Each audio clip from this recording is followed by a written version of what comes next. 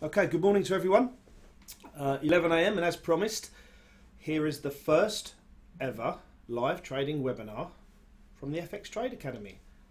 How good is that? Now, when I said live trading, we're actually going to hit the markets live, guys. There's very few people that actually do that. So whether I'm potty or nuts or crackers or just pretty confident in what I do, we're going to have some fun. So as I said, it's the first ever webinar. Before, and just in case I forget, I have a date for your diary, the 6th and 7th of March, Central London. I'll be holding a 2-day trading program. Day one, lots of theory, showing you what you don't need to learn in these early days. A couple of basic strategies, understanding trader psychology, the do's and the don'ts, you know, sort of a list to really get you into the market nice and safe. Good trade sizing, discipline, great risk management. And then day two will be a live trading day. So pretty much what we're going to do is day one is all theory. There's a good team of us there, so you won't be left alone. We're going to hold the class for about 20 people, so if you are interested, 6th and 7th of March, start thinking about this now, guys. So day one, lots of theory, couple of strategies. Then day two, a live trading day. We're going to come in at 9 o'clock in the morning. We're just going to hit the markets live. Okay, we're going to put all the theory from day one into practice, and it's a money-making day. We had a live trading day. We had a 2-day course last Thursday and Friday. We had one guy, Patrick Campbell from Birmingham. He's been trading for 3 weeks. At the end of day two, he left with a profit of 247 pips. And this guy has only been trading 3 weeks and he's made 247 pips. How good is that? That's amazing. And do you know why I did that, guys? He's disciplined and he listened to what we told him. There are untold strategies and companies out there and online courses. But I think for me, to learn, you need to get around the people that are doing this on a regular basis. You need to be serious. You need to be passionate. Okay? You need to come and spend some time with us. Online courses, fantastic. If they've worked for you, brilliant. Personally, wasn't my bag. So yeah, 6th and 7th of March, 20 places, possibly max, because you know we want to give you some TLC. We want to get you guys making money day two. So think about it. Anyway, before I push forward, just a quick disclaimer. Today is it's purely educational, okay? This is not a tipping service. I'm not going to be telling you what trades to get into. You know, why would I? Okay? I'm going to be showing you what I do. I'm going to be talking you through my daily routine. I'll be showing you some of the stuff that I'm looking at. But it's all about what I'm doing. As I said, guys, you know, this is not a tipping service. I'm not for one moment suggesting you guys copy anything that I do. But you know what? If you have an interest and you have a passion, then come and find us in March, you know, and we'll really pursue this. Okay, so also remember you can watch this on your handhelds, on your mobile, you know, remotely. So don't get yourself in trouble with your bosses at work or get caught at your desk. But you know what? It's going to be a great morning, and this will really work if we have lots of questions coming through. So please fire your questions into me, you know, and that way you won't be just listening to my boring voice drooling on. Okay, so the first thing we're going to do, okay, we're going to scan the markets. Okay, I'm working, as you can see, on a 1 hour time frame, a 60-minute time frame. Okay, so as you can see, I'm working on an MT4 and I'm using candlesticks as opposed to bars. So the transparent candlesticks are telling me that the buyers are winning this particular 1 hour. As I said, we're on a 1 hour chart. Each candlestick represents 1 hour's worth of activity. Okay, 1 hour's worth of volatility, 1 hour's worth of movement. The transparent bars, the buyers are in control. The white candlesticks, the sellers, they've had enough of the buyers. They've said, no, we're not having that. And we start selling off. Generally, it's the same people. They take it up, take the price nice and high, and then they drop it to make their money. Anyway, that's only me speculating. So here we go. I have 3 indicators on there, basic indicators, simple moving averages, a 20 and a 50 and a 200. And I'm using the RSI, the Relative Strength Index, with a deviation of 6. Okay, now the RSI, when working when working on the larger time frames, which is what it's specifically designed for, is for showing you when a certain instrument is overbought or oversold. Okay, on the smaller time frames, I like it. Well, I use it for agreement in the direction that I want to go. Okay, now here we go. The first thing I'm going to look at, okay, is the dollar versus the Swiss franc. So we're going to scan the market. I'm going to find out if there's anything of interest, and I might place a trade. Okay. As I said, I won't bore you with every intricate detail. If you really are interested, I can bore you on the 6th and 7th of March. Okay, moving on quickly. So nothing on the dollar Swiss, and this is the discipline you need with one of these routines. This is the discipline we need.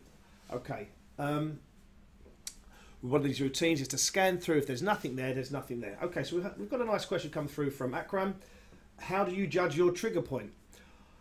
Very good question. Anybody can trade. The key is when to get in, when to get out, when to bank the profit. For me, my trigger points are dictated to by the strategy that I use. So I use 2 or 3 different strategies generally, and my entry level, my take profit level is dictated to by the strategy. And that's what I teach to a lot of newbies in the beginning. However, with experience, I can stand back, look at a chart and pretty much decide where the weight of the market is going, whether it's going up, whether it's going down, and you get that with experience. However, what I will say, and which is what I teach on the course, even though you're beginners, you know, trust what your eyes see. If a chart's looking nice and clean and it's a thing of beauty, do you know what? There's a fair chance, you know, we could perhaps find a position there. If you look at a trade, and I'll show you some examples, and it's messy and it's twisted, you know, forget it. So again, even though you're new at trading, trust what you see. If the chart's nice, do you know what? We'll look again. If the chart's messy, forget about it. So the first question there, as I said, trigger point. My trigger points are dictated to by the strategy that I use, and the strategy that we teach here at the FX Trade Academy. Okay, so again, so I've now moved on to the Euro USD. As you can see with the Euro USD, I'm going to put this on my watch list because we've got a level of resistance. We've got a ceiling. So look, this is the 1 hour chart. The last 1, 2, 3, 4, 5, 6, 7, the last 20 hours. The euro versus the US dollar, it's banging its head. It doesn't fancy going any higher. So for me, I'm going to start thinking about selling the euro against the US dollar. Okay, based purely on the resistance level that has formed. Now, the fact that it's sitting on a moving average here, I'm literally going to wait for that to drop through the moving average, and then maybe again see if it fits in within the criteria of my strategy. Criteria, nice word. Okay, a couple of other questions come through from Omar Isaac. He said, are you a short-term trader or a long-term trader? Well, bit of both really. Ideally, the majority of my day, I'm up at maybe 5:45, 6. I'm finished. I've hit my target by about 9. I have various styles of trading and avenues of income. I'll then maybe do what I need to do till about 11. Love to break between 11 and 1:30. Have a look just before the American guys come in, and then maybe of an evening, if I'm not too tired, I'll have a look at the daily charts, maybe some weekly charts, and then maybe try and find some long-term positions. And by long-term these days, I'm talking 2, 3, 4 days.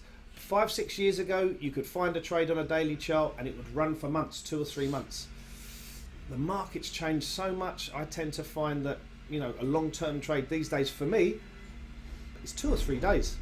You know, I certainly like to close out on a Friday evening.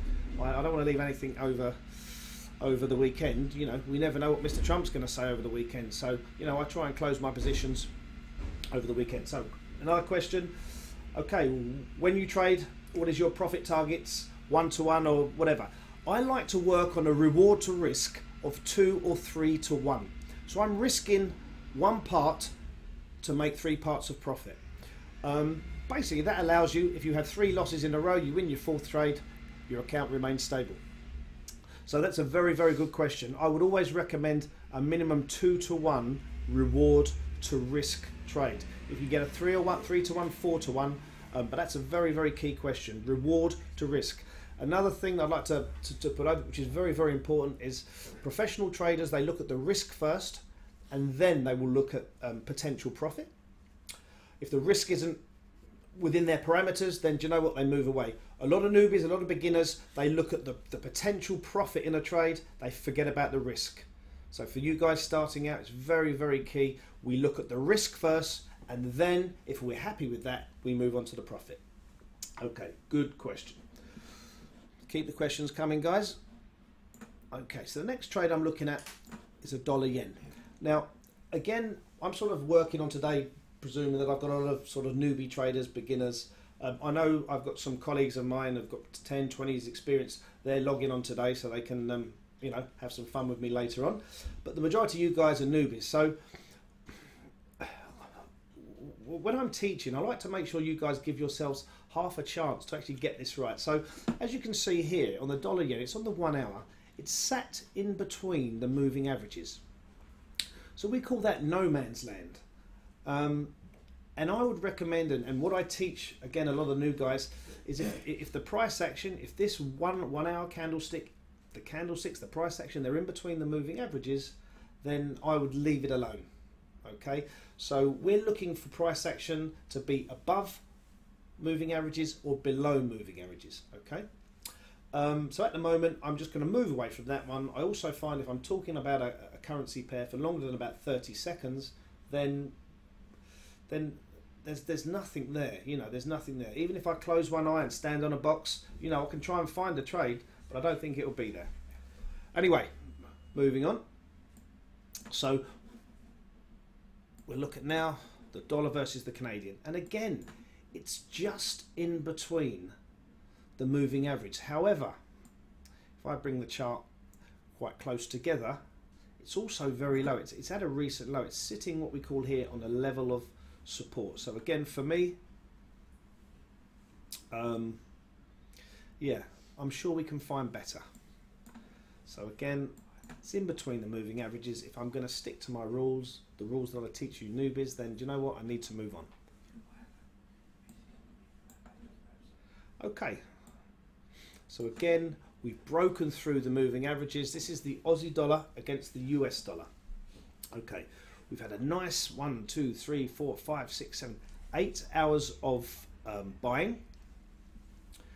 The last hour or so, we've got some selling off, but that could be these guys selling off the dollar. It could be selling off the Australian dollar, or it could be the US dollar becoming stronger.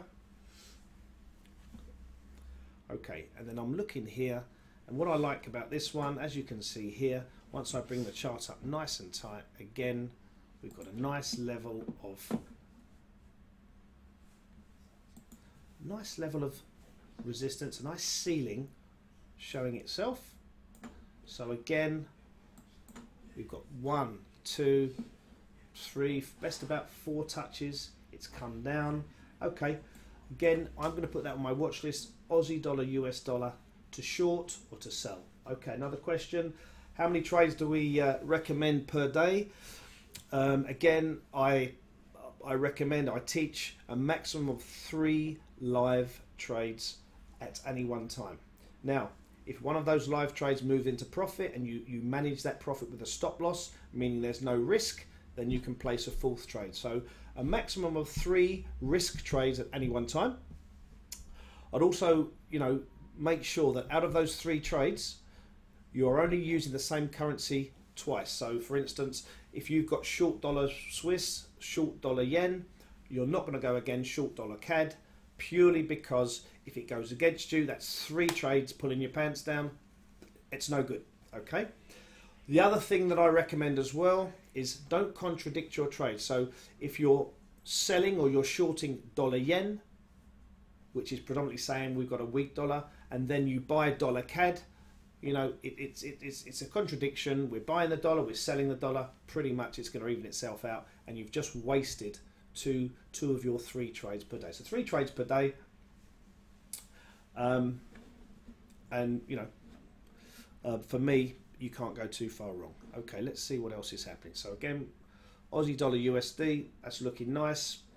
We'll have a look at that. Nice level. Okay, may come back to that one, so I'll make a note of that one. That's my favourite so far.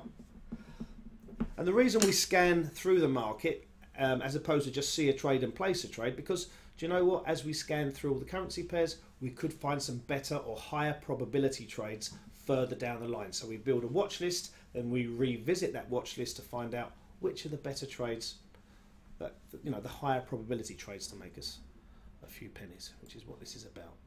Okay. Okay, well, I like this one here. So basically what's happening here, so the euro pound, this currency is actually my nemesis. Generally, I can't actually buy a trade on the euro pound, but what it's done, I'm going to put that on my watch list. It's broken through the moving averages. My RSI is telling me, yeah, let's keep going down. We've got plenty of room, as you can see here. If we were to take a trade there, we've got all this room, you know, for profit. Okay. When looking at profit margins,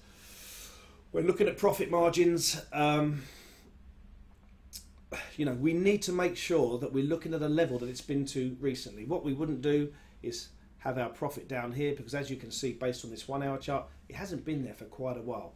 So let's sort of be a little bit clever here. You know, we're entering here and we are taking our profit at a level that was maybe 12, 20 hours ago, 24 hours ago. So again, good profit level. Okay, another question come in, which I'm not going to answer. What is your monthly percentage? Well, I never really talk about monthly percentages. I just know that my accounts make profit. I do find that, I think there's actually an FCA reg about talking about monthly percentages.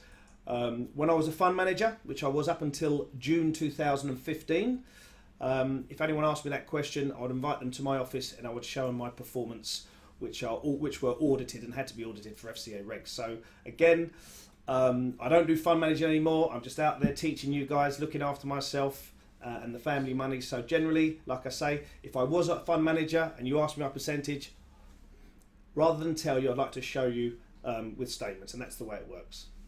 Okay. But good question. Again, okay. When I said about a messy chart, as you can look here, the price actions in between the moving averages, these two moving averages are nice and close together.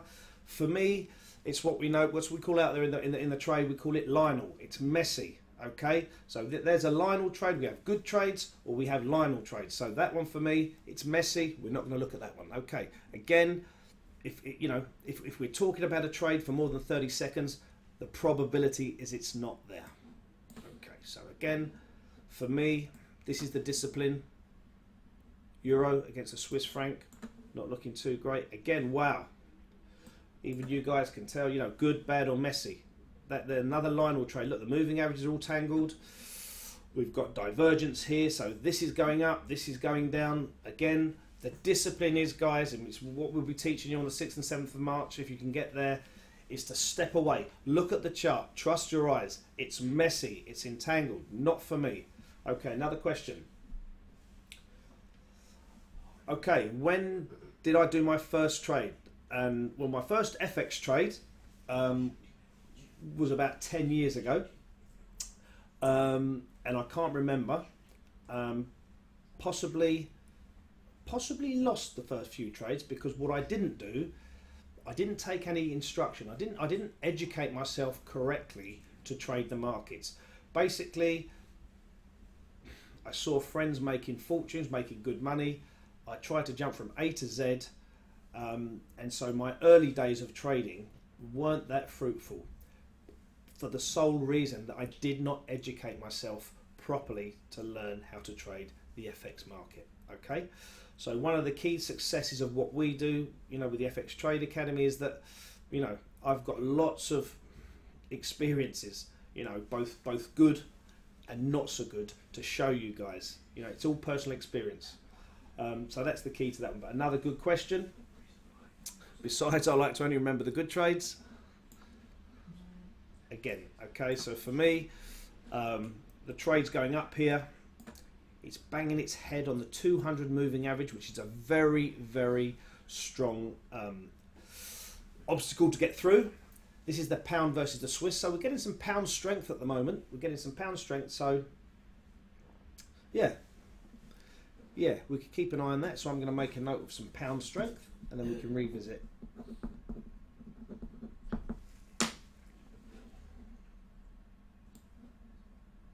Wow, we've been going 20 minutes already. How good's that? Again, I would say this trade to me, first view, first image, Lionel. It's messy. We don't really want that. We'll have a look at that one. Let's keep going up here. The pound yen. Well, we're looking for a strong pound yen. Okay, well there's a pound yen. It's been there before. We've possibly got, if we fancied that, we possibly got 22. There's about 30, 40 points there. Even higher if we take there. So I'm going to take that as my first trade. Okay. In fact, no, what I'm going to do, I'm going to put that down at the top of my watch list. So when we actually look to place a trade, currently that's taking pole position. Okay, so again, Aussie New Zealand, I'm liking that. The reason being, it's come up, it's had some strength, it's banged its head on the 200 moving average. 1 hour of selling, nothing wrong for me now to place an order just below there. So should it kick in, we're up and running. Okay, again, a little bit Lionel for me. The key to, I think, most of the better trades, better positions we have is when it bounces off a technical level. Taking a trade midstream, okay, some indecision there. The one we looked at before, if we looked at the Aussie New Zealand, it's banging its head on a technical level. So we've got that push from the technical level to enhance, you know, the probability that this trade is going to go the way we want. So again, trades hanging or price action hanging midstream. Do you know what? I tend to steer away. I want to see it stamping its feet. I want to see it banging its head. I want to see it coming off a technical level. That could be support, could be resistance, could be a moving average. Keep the questions coming, guys. Like I say, this works better. So as we said there, it's midstream. That could go either way. No interest there. Again, okay. So again, we're looking at maybe the Aussie dollar, which was very strong this morning. I posted out to some of the guys. The Aussie dollar, it's had 5, 6, 7 hours of buying. Okay. The market or the Aussie guys are sleeping now. It's banging its head there. If it remains banging its head there, then I'll look to maybe short that or sell that position. So again, that can go on the watch list. Again, we've got there Aussie yen, very similar to Aussie New Zealand. It's gone up, and that 200 moving average is acting as a ceiling. It's a resistance level. Perhaps we can look to trade that. The only thing I'd be worried about with this one, I've got obstacles in the way. These moving averages, you know, it's going to take a lot of push to get through that one and then to get through that one. Okay, so again, this is why we write a watch list. We don't jump straight in.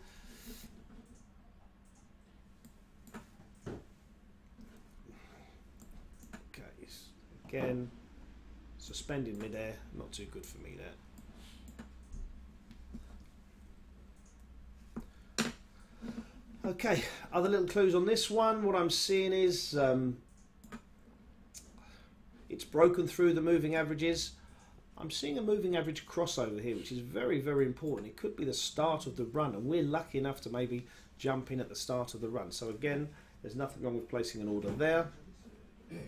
So that's the Euro versus the New Zealand. Bring the chart up. Oh yeah, look, we've got all this space. If we were to take that trade, we've got so much buying up here. Wow.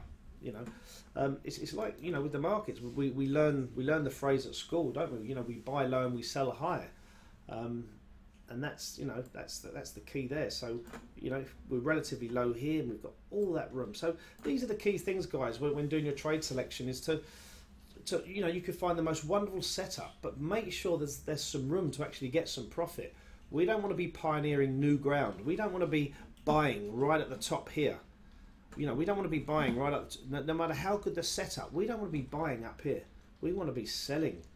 You know, again, just stand back, look at the chart, top left to bottom right. You know, it's been a downward trend. You know, anyone's eyes can see that. You know, look at the chart. Really trust what you see. It's really, really key. You don't need, you know, all the knowledge in the world to understand, you know, which way a chart's moving.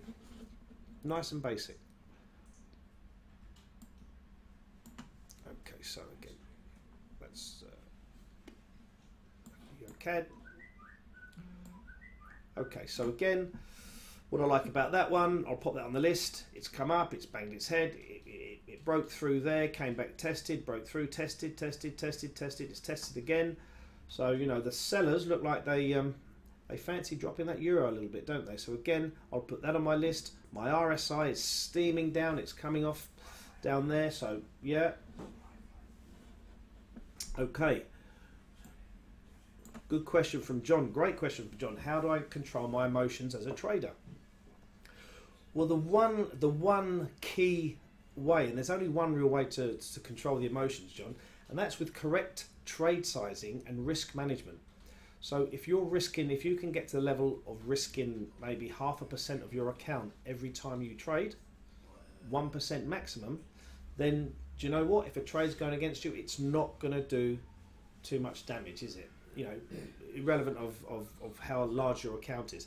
If you can work on, if you think it's something that could be a factor in you not making it forward, then yeah, trade sizing, risk management, you know, risk 0.5% of your account, and then, you know, you'll be fine. Okay, and that really is key. Then once you've placed your stop loss and you've placed your target, do you know what? Just leave it in the hand of the gods. It's up to the markets then. Don't ever move your stop loss, because that will increase your risk. So work out what risk level you're comfortable with and stick to it. It's the only way. You've got to remember, we can't. This isn't an industry where you can go from A to Z. We need to take lots of small amounts in the early days, build good foundations, start growing our account, building our belief system that this actually works. And the only reason you're going to be doing that is if you risk manage correctly. You know, you'll be surprised how many people risk 10, 20, 30% per trade. 3 trades, you know, and they've lost their money, and then they turn around and say this doesn't work. You know, so risk management is the only way. But great question, because there is so much emotion involved in trading. It's amazing. I mean, it's the psychology involved is unbelievable. You know, if we can master that, then we can be a profitable trader. I don't ever say there's such thing as a good trader. I say there are profitable traders. So if your account is you know, at 10 grand on the 1st of January and it's 11 grand on the 31st of December, do you know what? You know, you're a profitable trader. So well done you. The other key thing that I'd bring on as well is you know, don't, as I just said there, success in trading is over a period of time. Don't personally take issue with an individual trade losing. You know, it's part of the industry. You know, losses are just our business expenses to allow us to grow. You know, we can leverage those business expenses to grow. So it really is a business, you know, frame of mind that we need to come in. But don't worry about losses; they happen. As long as they're risk managed, fantastic. Okay, great question, John. Again, in between the moving averages, I would say it's Lionel. Last couple.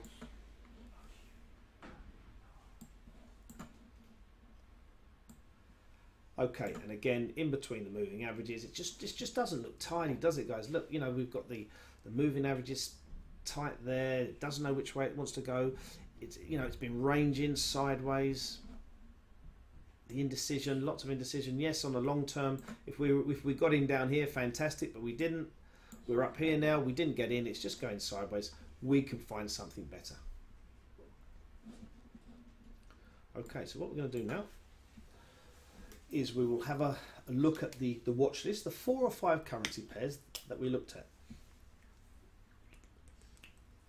But I'll go back to one example on one of the live trading days a couple of years ago. It was at the Marriott at Canary Wharf. Basically, we had 11 trades on, and yes, our maximum is 3. But for a live trading day period, we had 11 trades. The class were told, you know, they can only have 3 at a time, which is fine. Most of them agreed. I went to lunch, and we had 11 trades on, and all 11 trades were losing. I wasn't worried because I'd analysed all the trades. I was quite confident that the majority would come good. I came back from lunch, 3 trades were in a good positive position, 8 were losing. But the 3 positive trades had a greater value. So all of a sudden my P&L, which is down here when we place a trade, was in a good, healthy, maybe 2% of the account value growth. So I closed down all 11 trades. Everyone clapped themselves, patted themselves on the back, except for one guy. He put his hand up. He said, "I can't believe what you've just done. You've just lost 8 trades." But I hadn't, I explained. I've just grown my account 2%. And to this day, I still see him. And he says, "I can't believe you lost 8 trades." Well, the reason I'm giving you this example, guys, is the only reason we're doing this is to make money. Now, if you wake up on a morning and your trade, or your collective of trades are in a good positive position, there's nothing wrong with closing out everything and banking. A lot of people in my position would have closed the 3 profitable and left themselves 8 negative trades. So we've got a position, we had a nice profit, 3 trades, was sufficient to wipe out the other 8. Do you know what? Bank the money. In the early days, we need to bank. It's really, really key for that belief system. So that goes back to what I said. We don't take an individual trade personally. We just don't. Okay. It's about the collective trading experience over a monthly trade, over a quarter, over 6 months, over a year. That's really, really key. It's all about making money. Too many people trade for the sake of trading. We're only doing this so we make money. Okay, got another question here. Why would you say I should do trading course with you as opposed to another company? Okay, well, I believe in what we do. We are hands-on. I actually trade live. So even through day 1, which is a theory-based day, I'm still, as much as possible, going back to live charts. I may even take a trade. Day 2, I'm actually trading live. I don't believe, or I do not know of any other person or company that trade live in front of the crowd. Traders' egos are too big, okay? I do not know of anybody that stands up in front of a crowd and trades their own account live, okay? If you do, fantastic. So for me, I'm giving you all the experiences. I'm not saying all the trades that I place on day 2 will win. So you're going to see an experienced guy winning trades, losing trades, but having the confidence to stick with his strategy. Having the belief that his strategy works. So if the first trade fails, the second trade fails, I know throughout day 2 we're going to make a profit. And that is why I believe that working with myself and the FX Trade guys, the FX Trade Academy guys, for me, I'm passionate. It rubs off onto you guys. That's it. End of the day, it's pure choice. But that's the reason. We trade live. We go direct to the market. I show you the pitfalls. I remove the noise that a lot of other companies throw in there. We keep it very basic. And everybody, to my knowledge, leaves on day 2 having placed at least 1 or 2 trades, even if you arrive with 0 knowledge. And that's a fact. So that's why, I think, if you're seriously thinking about doing this, come and find us on the 6th and 7th of March. Not only will you have fun, but you know what, you might actually like it, and you might move on as a lifestyle trader yourself. Maybe transition away the next couple of years from full-time employment if you so wish. But very, very good question. Thank you. And again, another question, what is the best time frame?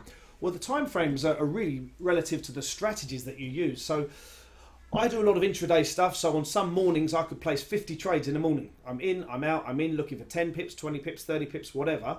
At the end of the day, I'll use a daily chart or a weekly chart and maybe looking for some long-term growth, as I said earlier, 3 or 4 days. So again, the best time frame, that's a personal choice based on your strategies. Personally, I don't go lower than a 1 hour. I find it far too volatile. I get the wrong message.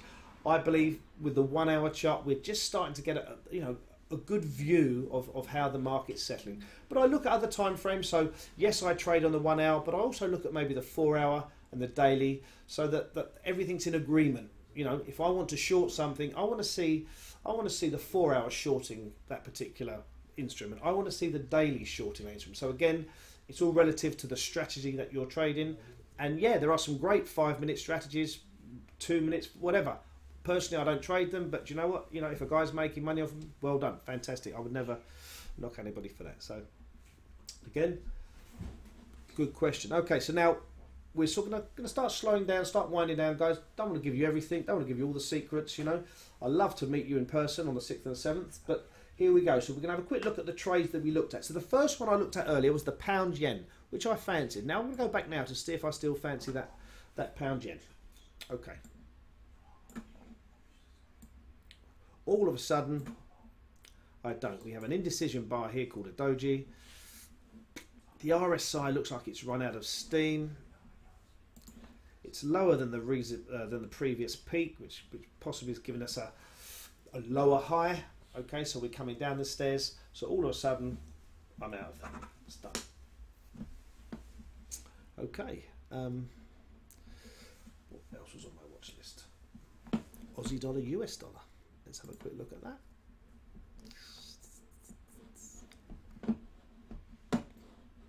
There we are, Aussie dollar, US dollar. Okay. And again, mixed messages. You know, the buyers have taken control here. We've sort of got what's known as a hammer or a low test bar here. I'd want it to break through that ceiling, and then I'd be interested. So again, Aussie breaking through the ceiling, I'd be interested. The other one we looked at, Aussie dollar, New Zealand dollar. Okay. So what interests me there is it's banging its head on that 200 moving average. Some good selling. I'll have a quick look at the 4 hour. What's that doing? The 4 hour has become a seller's bar. Okay, the daily is a bit of a buyer's bar there. It's sat on a level of support. As you can see there, we have a level of support there. So again,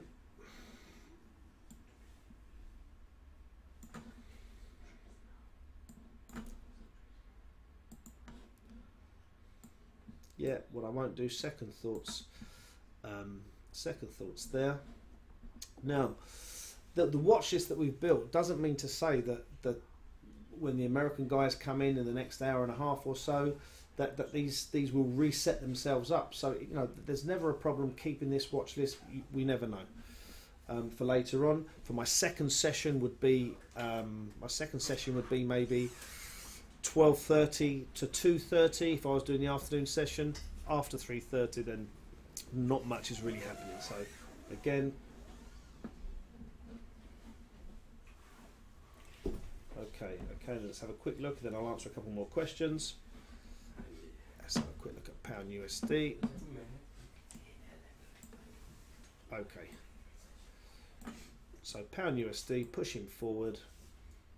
Okay, I'm liking that one. My moving averages are separating. We've got 1, 2, 3, 4, 5 hours of buying. I'm going to take that trade. Okay, done. So here we go. We're in. My stop loss just below the moving average for protection. So it's pound USD. That's the first trade at the moment taken. The rest of my watch list I will look at a little bit later. Okay, just go back to the questions. Can I, as a full-time university student, also take part in the program? Yes, but ask your lecturer for permission to leave the class first. Of course. Listen, you know, I've taught people from 16. I taught my son Thomas from the age of 13, 14. He's 19 now, and you know, he needs to work a little bit harder, then I can retire. But no, he's actually cracking on. And my oldest client is 83 and she still works with me, and she's got to a level now where she has some nice savings, and she grows her savings maybe 4 or 5% per month, a couple of months 2 or 3%, and that suits her. She possibly places 4 or 5 trades a month. So as you can see, you have the extremes from myself taking on some days 50 trades in the morning to one of my colleagues, one of my students taking you know, 4 trades a month. So again, as a university student, of course you can, you know, if you've got the time.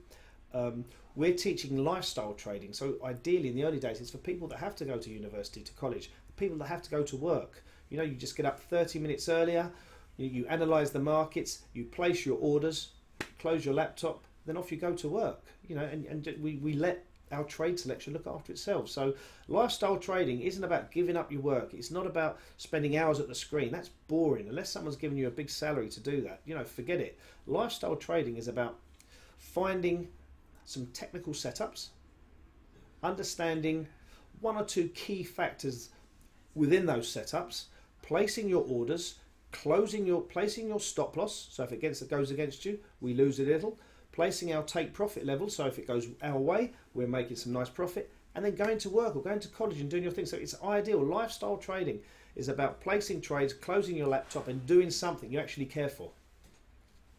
So I think we're sort of winding down a little bit now. First one today, I'm sure they get better. If I ranted on a bit, well, that's me, you know, see what I'm like with a beer. That aside, all I can say is if you're really serious about this, we will be doing this every single Wednesday. There's lots of other information on the FX Trade Academy website.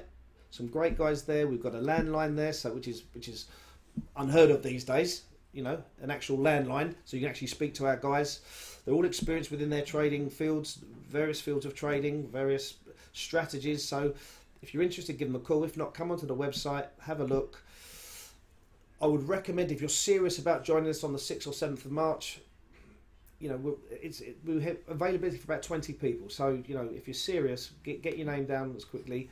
Email the guys at FX Trade Academy. We'll pick up your email, we'll pick up your phone call, and we can reserve your place. So that aside, I hope you enjoyed yourself. I think that's the questions done. As I said, this is the first one. I'm sure with experience, you know, I'll get a lot better, make it more fun for you. So I can certainly work on that. You guys work on deciding whether this is serious enough for you, and if it is, I'll see you on the 6th and 7th. So, guys, all I need to do now is monitor my trade. Have a great day.